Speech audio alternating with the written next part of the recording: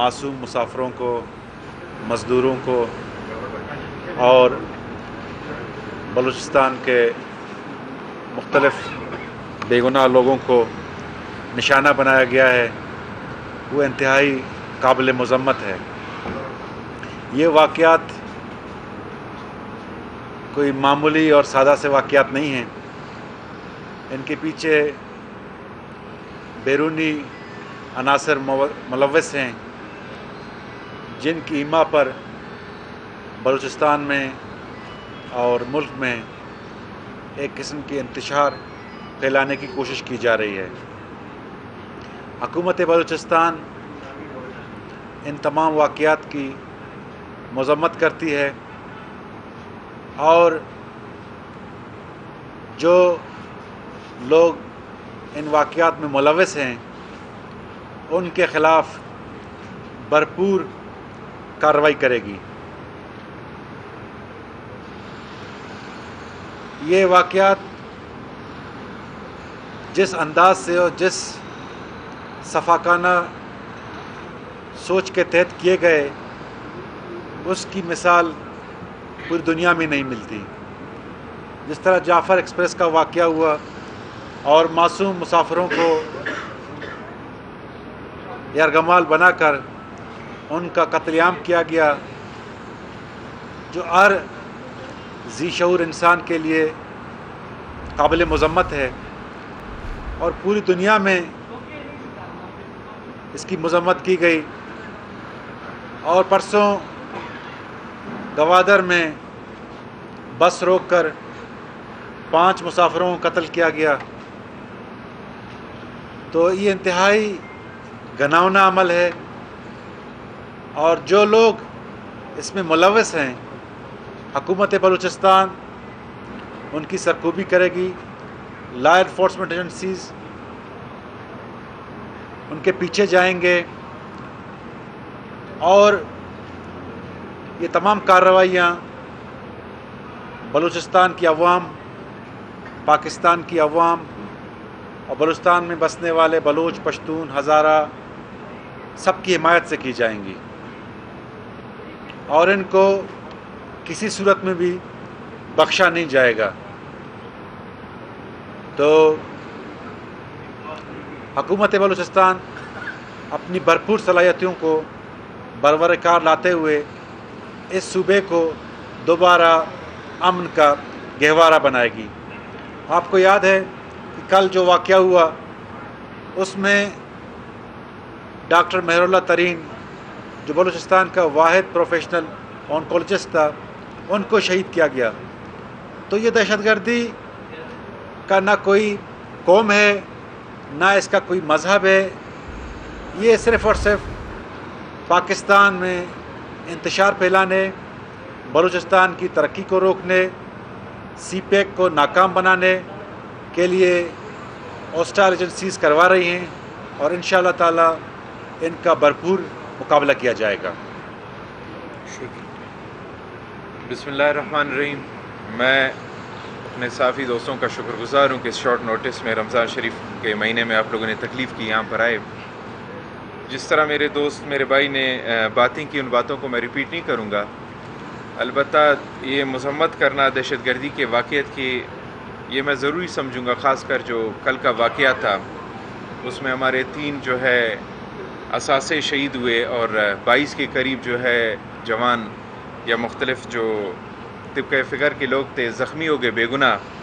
तो इस तरह बेगुनाह जो वाक़यात, अफराद जो हैं शहीद हो रहे हैं बेगुनाह मुख्तलिफ़ वाक़यात में, उसकी तो मैं भरपूर अंदाज़ में मज़म्मत करता हूँ।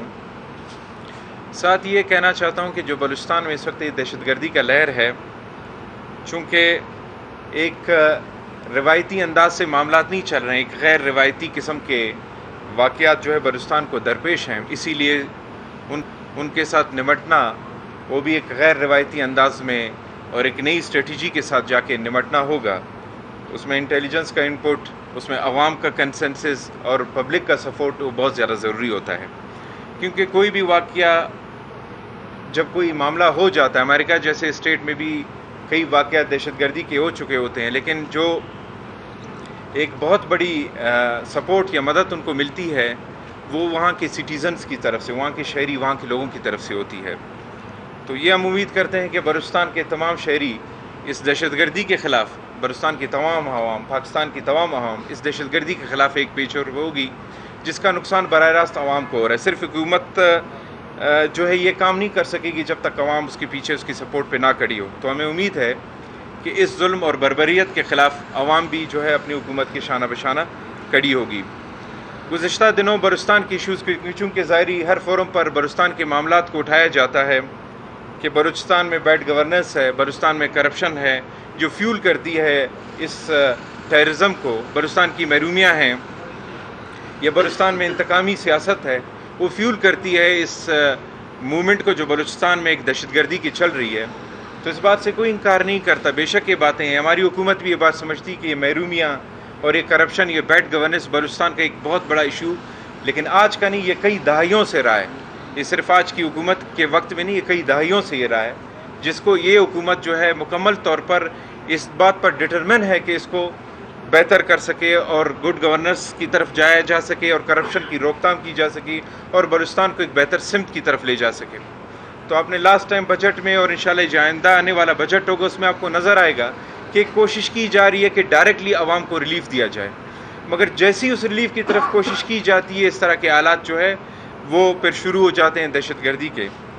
تو میں یہ سمجھتا ہوں کہ اس میں ان چیزوں کو ہم نے سمجھنا ہوگا، دیکھنا ہوگا کہ جب بھی ملک ایک صحیح سمت کی طرف گامزن ہوتی ہے تو اس وقت اس طرح کے واقعات ہونا شروع ہوتے ہیں۔ یہ بھی ہماری خواہش ہے، کوئی بھی حکومت یہ نہیں چاہتی کہ وائلنس کے تھرو یا جو ہے جنگ یا آپریشن کے تھرو جو ہے اپنے مسائل حل کرے۔ کسی بھی حکومت کی خواہش یہی ہوتی ہے کہ بغیر کسی نقصان کے اپنے معاملات کو حل کرے۔ تو اس حکومت کی بھی یہی خواہش ہے۔ روز اول سے وزیر اعلیٰ بلوچستان نے اپنے ہر تقریر میں، اپنے ہر اسمبلی فورم میں کھل کر مذاکرات کی دعوت دی، اور آج اس فورم پر بھی ہم کہتے ہیں کہ جن کے پاس مینڈیٹ ہے، ان لوگوں کا جو لڑ رہے ہیں یا جو بلوچستان کی محرومیوں کی بات کرتے ہیں، ان کے لیے تمام دروازے کھلیں، واقعی مذاکرات کریں۔ Thank you very much. معزز صحافی دوستوں، دونوں صوبائی وزراء نے بلوچستان کی جو صوبائی حکومت ہے اس کی پالیسی حالیہ واقعات کے حوالے سے اور ان واقعات کے اثرات کے حوالے سے آپ کے سامنے رکھی۔ موجودہ صوبائی حکومت پہلے دن سے بہت سی چیزوں پر واضح ہے۔ ڈائلاگ کی بات کی جاتی ہے کہ ڈائلاگ کیا جائے۔ موجودہ صوبائی حکومت، وزیر اعلیٰ بلوچستان اسمبلی کے فلور پہ کئی مرتبہ یہ آفر کر چکے ہیں کہ اگر ڈائلاگ کا اختیار کسی اپوزیشن کے رہنما کو بھی چاہیے تو وہ اسے دینے کو تیار ہیں، اس کے بعد ڈائلاگ کو شروع کریں۔ Being a chief executive of this province, ایک الیکٹڈ چیف منسٹر کے سب سے بڑا فورم ان کے پاس بلوچستان صوبائی اسمبلی کا تھا۔